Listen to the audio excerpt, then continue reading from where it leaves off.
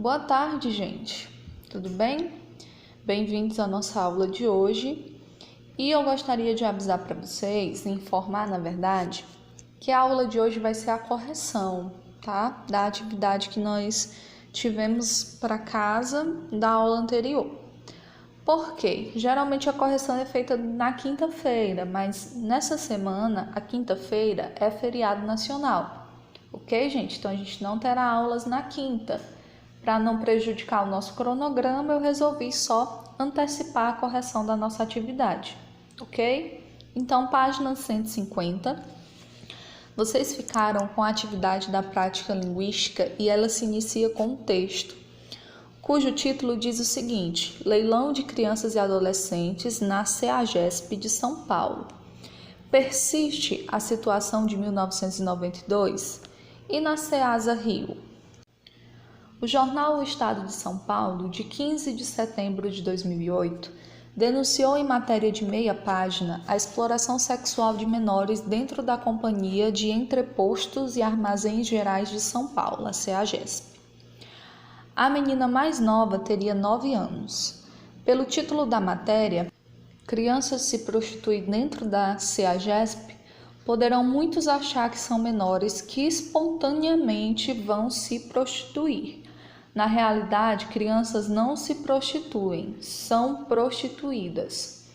Segundo a reportagem, os clientes não são apenas os caminhoneiros, mas também permissionários, funcionários e ajudantes, que pagam R$30 por programas sexuais diversos. Apesar de minha ampla vivência em casos desse tipo, fiquei pasmo em saber que essa situação ainda persiste na CEAGESP. Em 1992, recebi uma denúncia relatando não só a exploração sexual de adolescentes na CEAGESP, mas também o leilão, que ocorria diariamente daquelas meninas e adolescentes que vinham nos caminhões do interior de São Paulo. Ao chegar à capital, o motorista se desinteressava delas, daí o leilão. À época, escrevi a respeito. Anos após, em 1998, um jornal do Rio fez uma reportagem sobre a exploração sexual de crianças e adolescentes na CEASA Rio, Central de Abastecimento do Rio de Janeiro, na Avenida Brasil. Fui até lá com a reportagem e depois visitei a favela Para Pedro, em Irajá, nas imediações. A favela era uma das mais degradantes que já havia visto. Construída ao lado de trilhos do metrô, favelinha do metrô, com casebres mínimos de zinco, de lata e papelão, em uma área imunda e mal cheirosa. De lá saíam muitas das vítimas da violência sexual na CEASA. Uma das mães, entrevistada pelo jornal, levava suas 2 filhas para se prostituírem e se lastimava de não ter mais nenhuma filha mulher para obter mais dinheiro ou maior quantidade de frutas e hortaliças. Hoje, 16 anos após, tomamos conhecimento da vergonhosa situação da CEAGESP. Vimos que nada mudou. É desalentador. Esse texto foi escrito por Lauro Monteiro. Foi acessado aqui, gente, em 2011, né? Então, é assim, é muito pesado ler um texto como esse, principalmente aqui no último parágrafo, porque é muita informação. Como que, infelizmente, crianças estão sujeitas a essas situações, sendo exploradas pelos próprios pais, no caso aqui pela própria mãe, que era teoricamente a pessoa que deveria cuidar, que deveria proteger e impedir que situações lastimáveis como essas pudessem acontecer com crianças e adolescentes. Então, realmente é uma coisa que a gente para de ler e fica com aquele nó na garganta, né? Se você não sentiu isso, você precisa rever os seus conceitos. Se você não se sentiu incomodado com esse texto, com essa história, com essa notícia, você realmente precisa rever os seus conceitos. É muito pesado, gente. Isso é muito pesado. Página 151, nós temos a primeira questão. O texto está estruturado em 4 parágrafos, que estão bem definidos entre eles. Aponte em quais deles o autor deixa claro que conhece o tema. Ele vai demonstrar que sabe do que ele está falando, que conhece esse assunto no segundo e no terceiro parágrafo, que são nesses 2 parágrafos que ele retrata como que acontece essa exploração e que também ele já havia denunciado anteriormente situações parecidas com essa que envolviam crianças e que também envolvia a exploração sexual delas. Segunda questão, transcreva 2 trechos que justifiquem sua resposta à questão anterior. Então aqui eu tenho 2 sugestões. Primeiro, apesar de minha ampla vivência em casos desse tipo, em 1992 recebi uma denúncia relatando. À época, escrevi a respeito, fui até lá com a reportagem e depois visitei a favela Para Pedro. A favela era uma das mais degradantes que já tinha visto. Então, vocês vão procurar, aqui no segundo e no terceiro parágrafo, trechos que mostram o envolvimento dele com essa situação, que ele já tinha escrito a respeito e que ele voltou a ter contato, infelizmente, com esses casos. Terceira questão, analise o último período do primeiro parágrafo. Na realidade, crianças não se prostituem, são prostituídas.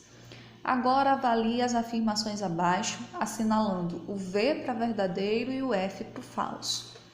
Letra A. A intenção do autor com esse enunciado, com esse período, foi mostrar que crianças são obrigadas a se prostituírem, com certeza. Nós sabemos que crianças na fase de formação, até a sua adolescência, elas não têm capacidade de fazer essas escolhas de livre e espontânea vontade. Se elas estiverem vivenciando uma infância sadia, saudável, elas jamais terão esse tipo de pensamento. Então, se isso acontece, é porque elas estão sendo influenciadas por algum fator externo, que no texto vocês viram que a própria mãe, fazia isso com a filha. Letra B. O verbo em negrito aponta a presença da voz ativa. Crianças não se prostituem. Olha o se. Nós estudamos o se lá como partícula apassivadora. Significa que quando ele aparece no enunciado, ele faz parte da voz passiva e não da voz ativa. Então, a letra B é falsa. Letra C.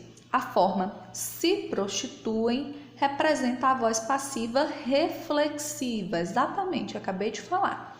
O se, a gente estuda ele como partícula apassivadora e quando ele está na voz passiva, ele faz parte da voz passiva reflexiva. A voz passiva analítica é construída com o verbo ser mais o particípio do verbo principal. Letra D. O trecho são prostituídas está na voz passiva. Correto. Aqui nós temos a voz passiva analítica. Nós temos o verbo ser, que está conjugado aqui como são, e nós temos prostituídas, que está terminando aqui no particípio, DA. Letra E. Crianças são alvo de prostituição. Correto. É isso que ele está falando dentro do texto o tempo todo. Letra F. O termo sublinhado, no caso, são prostituídas, supõe a presença de um agente, isto é, de alguém que pratica a ação. Isso mesmo. Na voz passiva, a gente sabe que o sujeito ele não pratica a ação, ele está sofrendo. Então, aqui o sujeito são as crianças. São elas que se prostituem? Não, elas são prostituídas por outras pessoas, certo? Então, verdadeiro. E a letra G, não haveria mudança de sentido se ao final do período acrescentássemos o termo por adultos. Então, vamos ver como é que fica. Na realidade, crianças não se prostituem, são prostituídas por adultos. Alterou o sentido? Não, porque nós vimos que é exatamente isso que acontece. As crianças são levadas à prostituição pelos adultos. Antes da gente ir para a quarta, nós temos um quadrinho que eu coloquei aqui para vocês visualizarem também, do Aprenda Mais, que ele fala, gente, a respeito de uma reportagem. Na reportagem Crianças Trabalham em Lixão para Ajudar Mães, a jornalista Cláudia Silva Jacobs retrata a rotina de duas meninas e suas mães que sobrevivem em condições precárias no lixão de Campos. Durante o relato, a escrita intercala momentos descritivos com falas dessas pessoas, havendo ainda a intervenção de um conselheiro tutelar com o intuito de trazer, informações substanciais sobre a situação e dialogar com abordagens jornalísticas mais objetivas. E no final da página, ele deixa para vocês o link, tá? Quem tiver interesse de ver esse estilo de relato, que o texto jornalístico que ela produziu foi feito no estilo de relato. Vocês podem encontrar através desse link, certo? Então, quarta questão. Preencha as lacunas com um complemento nominal adequado às informações presentes no texto. Letra A. O jornal O Estado de São Paulo fez uma denúncia. O que foi que ele denunciou? Qual que é o tema central aqui dessa notícia? A exploração sexual de menores. Então, o complemento nominal da letra A é sobre a exploração sexual de menores. Você ia procurar um complemento que tivesse sentido, relação com aquilo que você leu. Agora, página 152. Letra B. Muitas mães são responsáveis pelo que, gente? Pela exploração das filhas. Letra C. Entrevistada pelo jornal, uma mãe disse que tinha a intenção de quê? De obter mais dinheiro. É muito pesado esse texto, realmente. Quinta questão. Transcreva do último parágrafo do texto as expressões que o autor utilizou para expor seu ponto de vista sobre o tema. O autor está escrevendo a respeito da exploração, isso de crianças e adolescentes.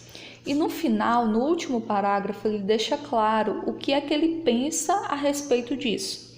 Então, ele usou a expressão vergonhosa situação e a expressão é desalentador, ou seja, é uma coisa que não te traz conforto, que te incomoda, que te entristece. Foi isso que ele citou ao ver aquela situação.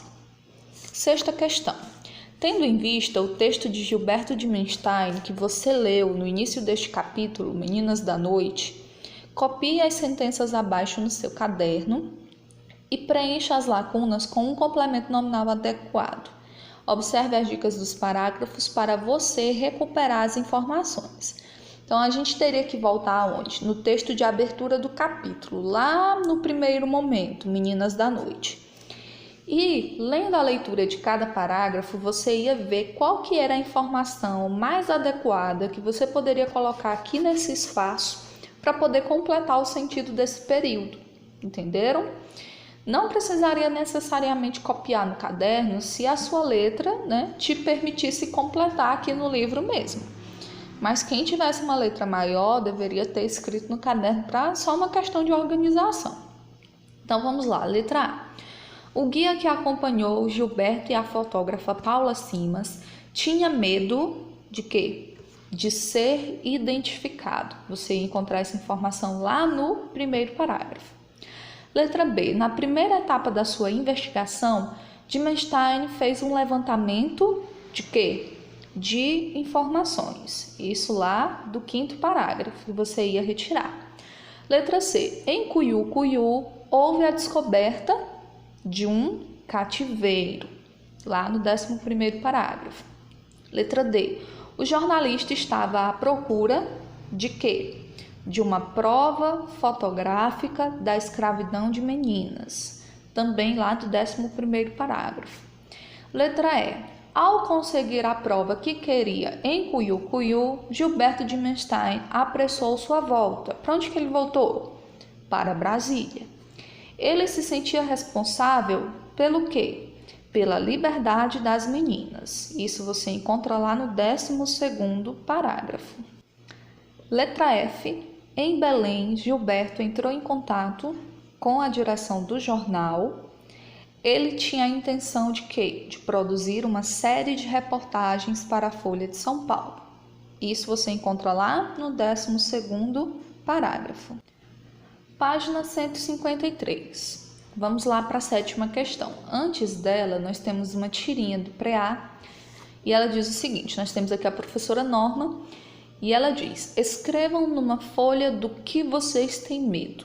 Medo de barata? Medo de avião? Medo de escuro? E aí no último quadrinho ela pega, para ver o que foi que ele escreveu. Tenho medo de complementos nominais. 7ª questão. No último quadrinho da tirinha, o menino escreve que tem medo de complementos nominais. Com isso, ele provavelmente quis dizer à professora o quê? Resposta correta, letra C, que ele não está muito seguro do que aprendeu. 8ª questão. Leia as expressões destacadas na seguinte frase. E comecei a sentir falta das pequenas brigas por causa do tempero da salada. Nós temos aqui das pequenas brigas e temos também o termo da salada. Qual é a função sintática desses dois elementos? Alternativa correta, a letra D. O primeiro complemento, das pequenas brigas, está atuando como um complemento nominal. Ele está completando o sentido do substantivo falta. Enquanto que o termo da salada está aqui como adjunto adnominal, porque acompanha a palavra tempero. Os adjuntos adnominais, gente, nos enunciados, nas frases, períodos em que eles aparecem, a função deles é de caracterizar ou de determinar um substantivo. Então, tem uma certa diferença do complemento nominal. O complemento nominal vem realmente para completar o sentido do nome, porque o nome sozinho não vai fazer sentido, não vai ter sentido completo. Enquanto que o adjunto adnominal acompanha ali o substantivo, que também é um nome, no sentido de dar uma característica para ele, no sentido de determiná-lo, ok? Por exemplo, comecei a sentir falta. Se eu digo só isso, gente, eu comecei a sentir falta, você vai me perguntar, falta do quê? De quê? Então, das pequenas brigas é meu complemento, porque completa o sentido do substantivo falta. Agora, quando eu digo, por causa do tempero da salada, se eu termino aqui, comecei a sentir falta das pequenas brigas por causa do tempero. Tempero de quê? Do quê? Da salada. Então, quando eu falo tempero da salada, eu não estou completando o sentido do substantivo tempero.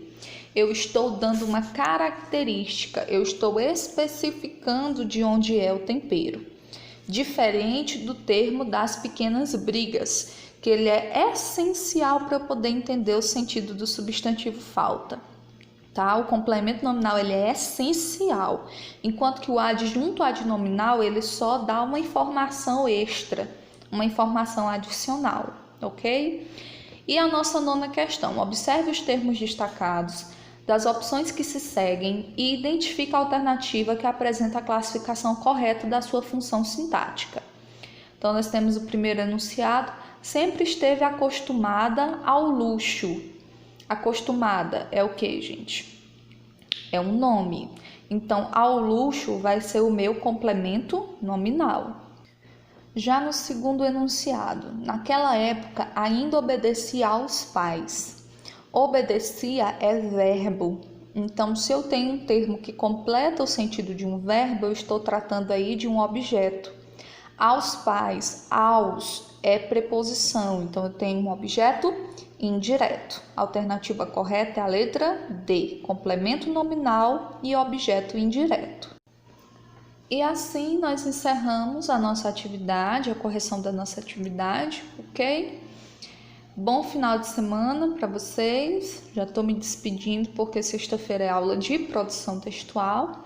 E até a próxima semana.